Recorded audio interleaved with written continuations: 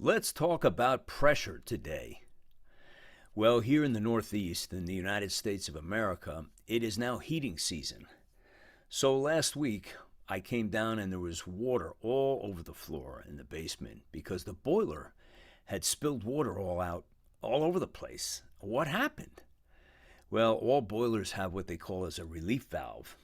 And what that does is if the pressure gets over 30 pounds per square inch inside the boiler, and or if the temperature exceeds 220 degrees Fahrenheit, that valve will open up and will spill water down a tube and just let it come out so the boiler does not crack.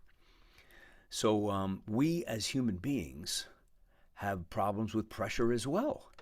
Do we not? So there's all kinds of pressures. There is peer pressure. There is financial pressure. There is competitive pressure in business, blood pressure. What about emotional pressure? A lot of people walking around suffering with emotional pressure. And what do you do about that?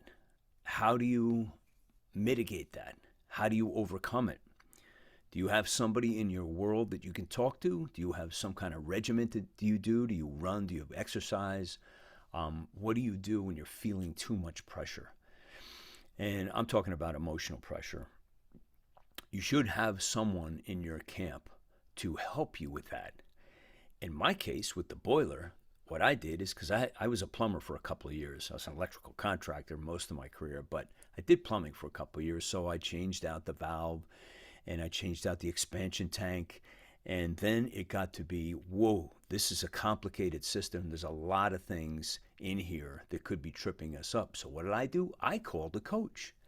And the coach was a licensed plumber and heating guy.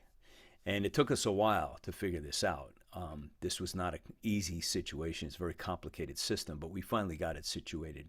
And I couldn't have done it without the help of my coach, the plumber. So for your emotional pressures, you might need a coach.